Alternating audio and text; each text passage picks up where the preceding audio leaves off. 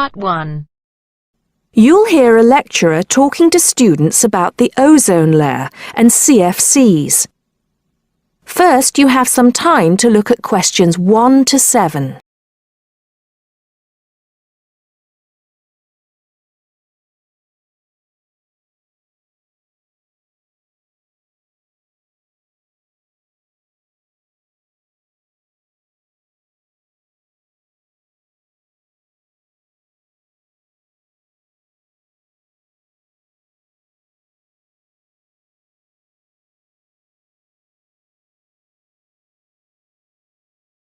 Now listen carefully and answer questions 1 to 7.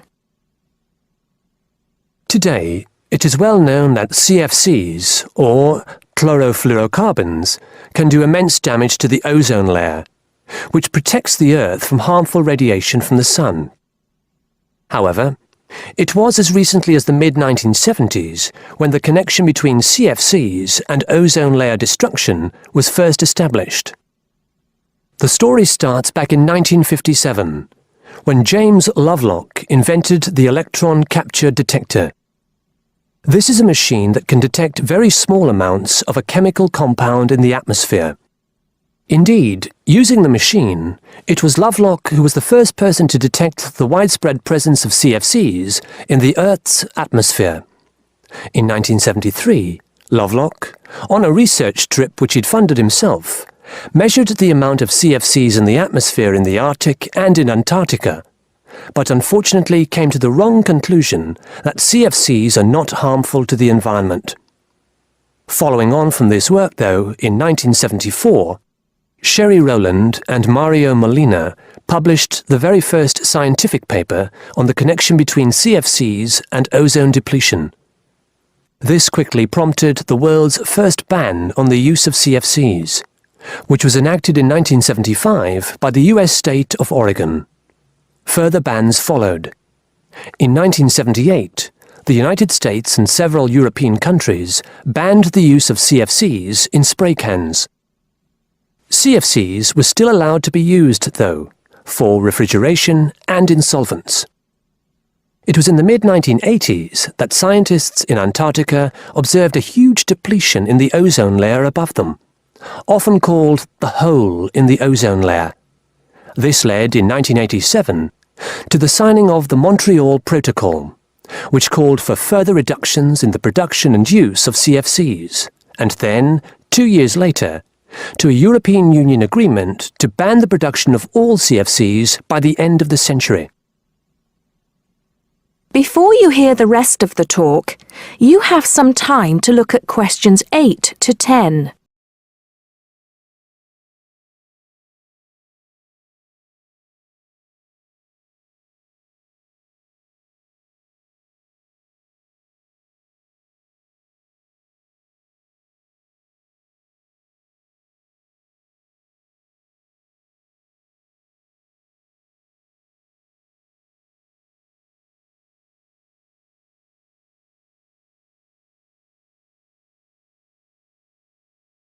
Now listen and answer questions 8 to 10.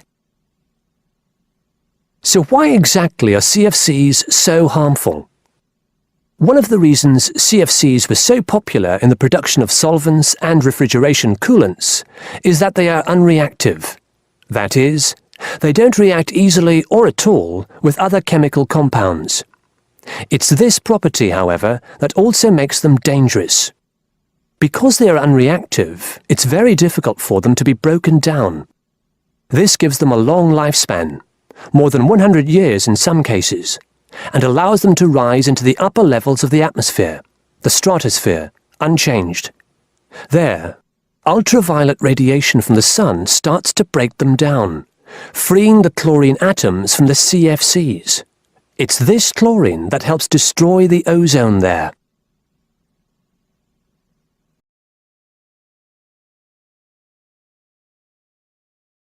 That is the end of part 1.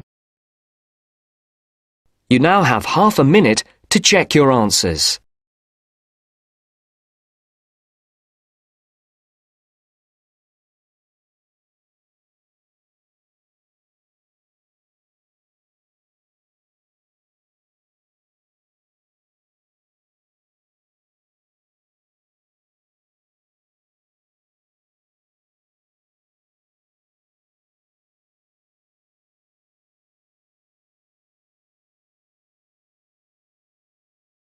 Now turns to part 2.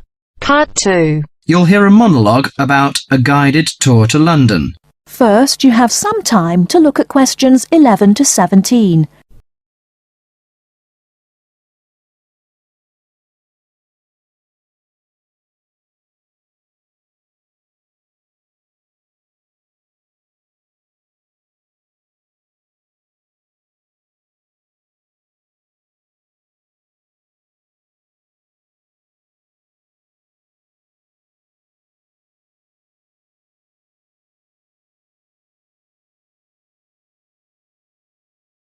Now, listen carefully and answer questions 11 to 17.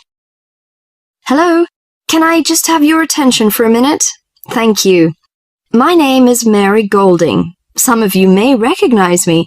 I used to be a lecturer here at the college, but I changed jobs last year and now I work as the student officer. Okay, well, I'm in today to tell you about a guided tour that we've got going to, London. Well, this will be a good chance for those of you who haven't been to London before to have a look at this beautiful city. I think those of you who come will thoroughly enjoy it. The trip is going to be for 5 days, from the 31st of March, which is a Saturday, to the 4th of April, the following Wednesday. We'll be taking a medium-sized coach, so there'll be 45 places on that.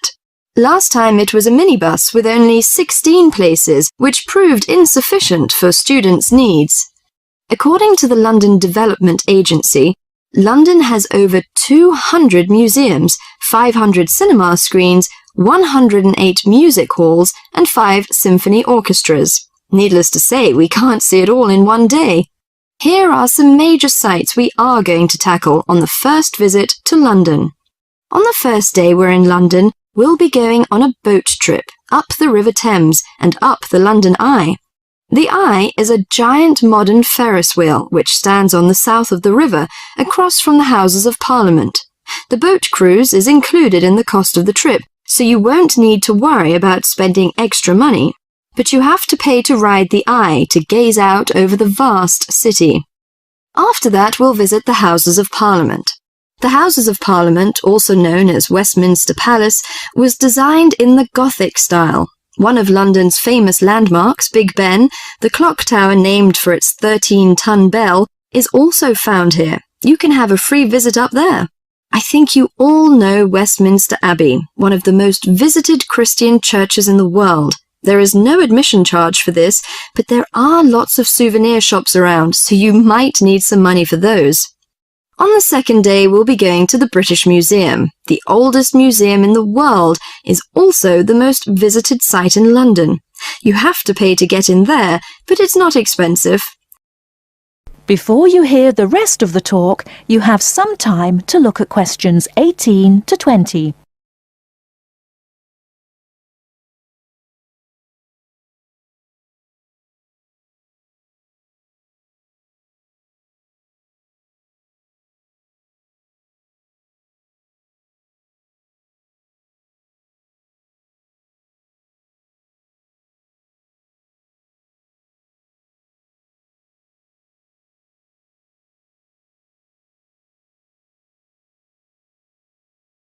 Now listen and answer questions 18 to 20.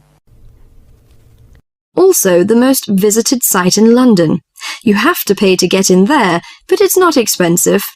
The museum's newly constructed £100 million Great Court, a 2-acre square enclosed by a glass roof, is the largest covered public square in Europe. It is called the Great Court.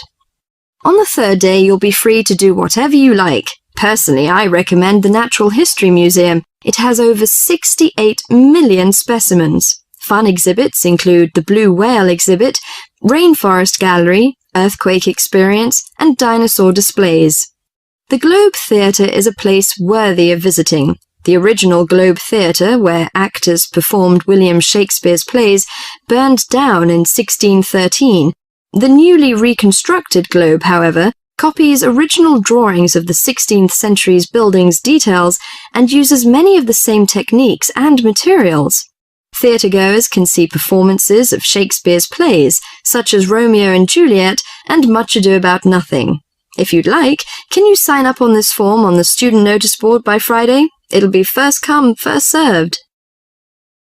That is the end of part 2. You now have half a minute to check your answers.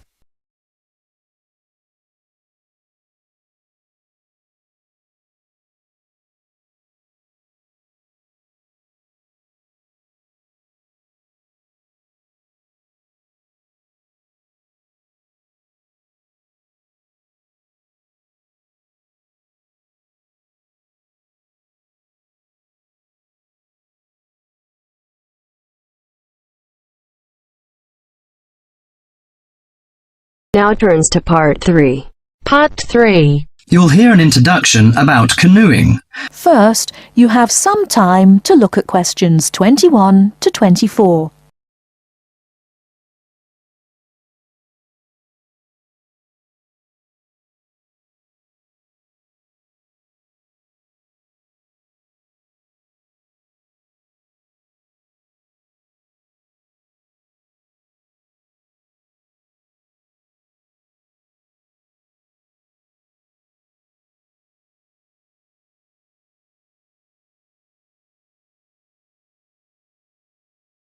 Now, listen carefully and answer questions 21 to 24.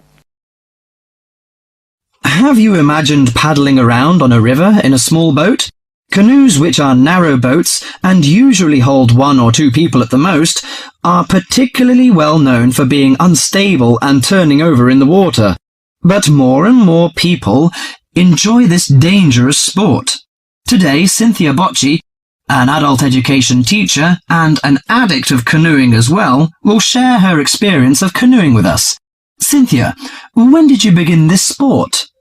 Well, I started it 6 or 7 years ago, and soon I got attracted by the exercise.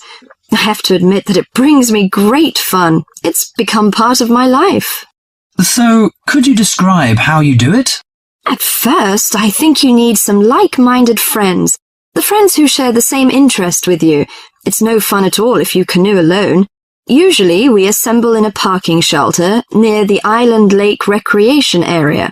We pull our canoes from inside the vans, lift them from atop the cars and trucks, and attach wheels to help transport them to the shores of the lake beside the boat dock. What equipment do you need for the sport? Well, first and foremost, a canoe, of course. The price ranges from £300 to £700, depending on the material they're made from. The more you can pay, the better, really. Personally, I wouldn't look at anything under £500, but that obviously depends on your budget. You also need a hard helmet to protect yourself against rocks when you fall out of the canoe, and believe me, that is very likely to happen. Because of this, it's a must for a beginner to wear a wetsuit. Oh, bathing suits don't work really. Sometimes a life jacket is a necessity in case you fall into water and no one else is nearby. Before you hear the rest of the talk, you have some time to look at questions 25 to 30.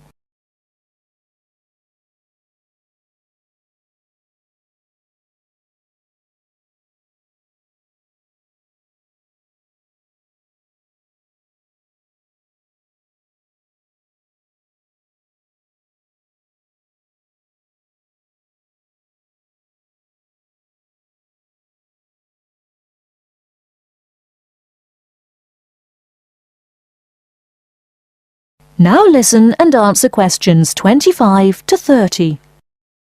Think it's all worth it? Absolutely, I just love it. It's exciting, exhilarating, yet it's peaceful and it's calm. You can work as hard as you want to, or you can take it easy. In addition to having fun, canoeing offers a workout without realizing you're working out. Besides being a great exercise, which is good to heart and lungs, you gain strength and mobility. You build strength not only by paddling, but also from lifting and carrying your canoes. You can also exercise your mobility. Frankly, I never had upper body strength until I started canoeing. Now I can pick my canoe up and carry it on my shoulder with no problem. However, it's not just a workout of the upper body, but also a total body workout. If you're doing it correctly, it's a great calorie burner. And more important to me, paddling isn't strictly about exercise. It's as much about the peace and relaxation that comes from being out on the water. I saw it described on a brochure as liquid medicine for the soul, and that is so accurate. It allows you to take a mental break from your ordinary routine. It's a lot of fun and you meet a lot of great people. We connect on the waterways by responding to email invitations, posting on websites and club announcements. Also, it's a great way to get an up-close view of nature. You can sneak up on wildlife. I've been right next to ducks, deer, and all kinds of birds. You just get a different view than you can get on land. I especially enjoy camping by canoe.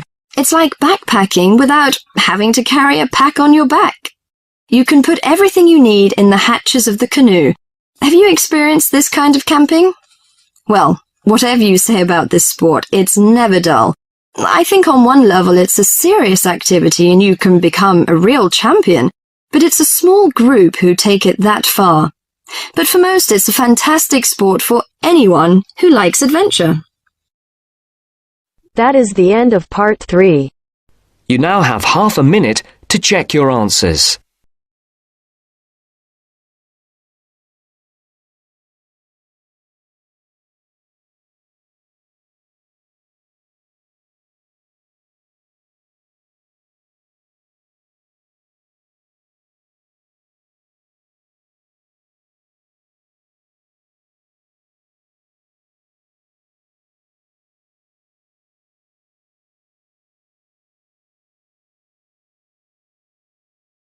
Now turns to part 4. Part 4. You will hear part of a lecture on wildlife. Listen carefully and answer questions 31 to 40.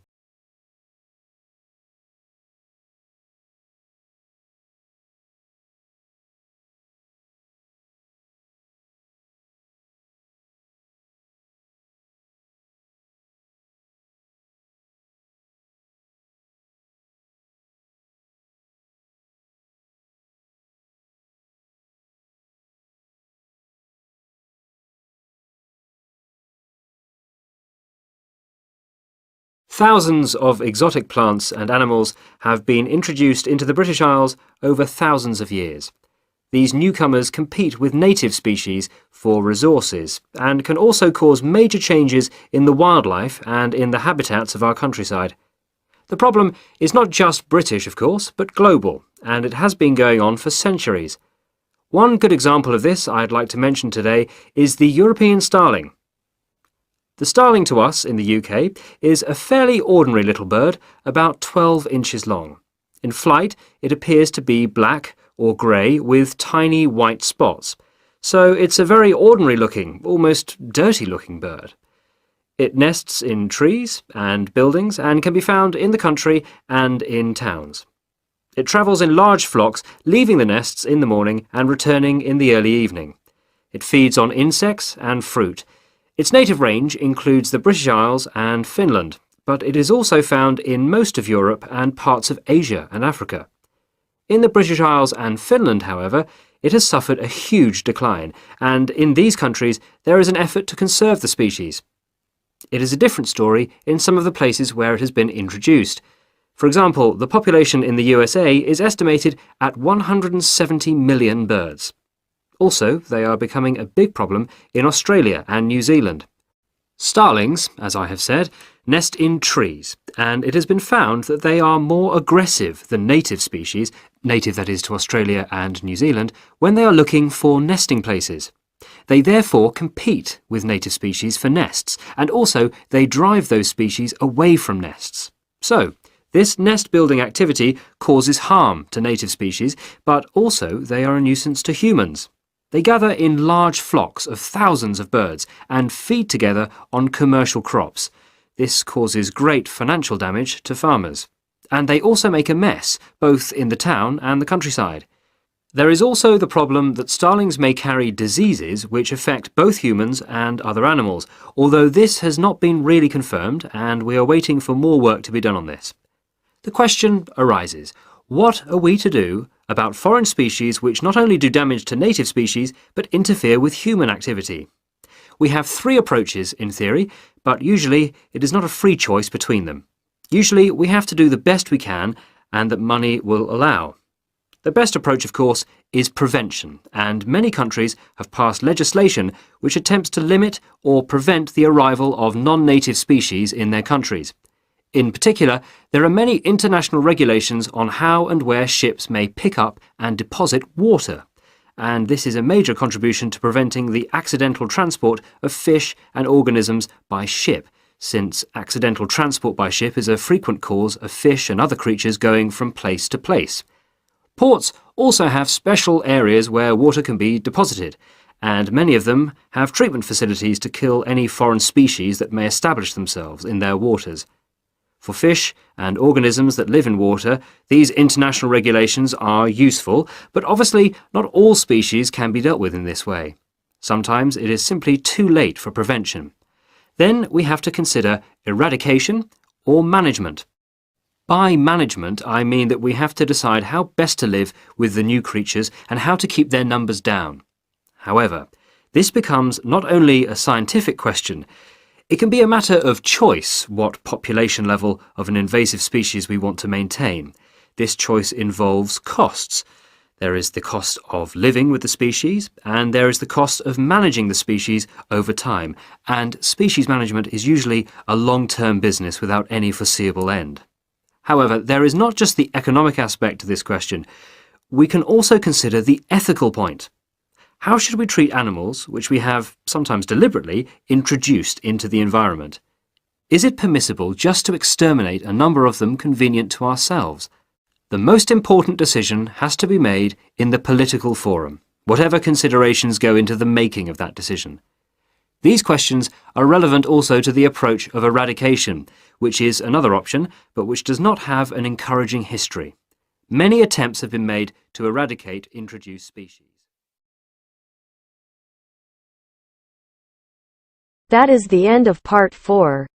You now have half a minute to check your answers.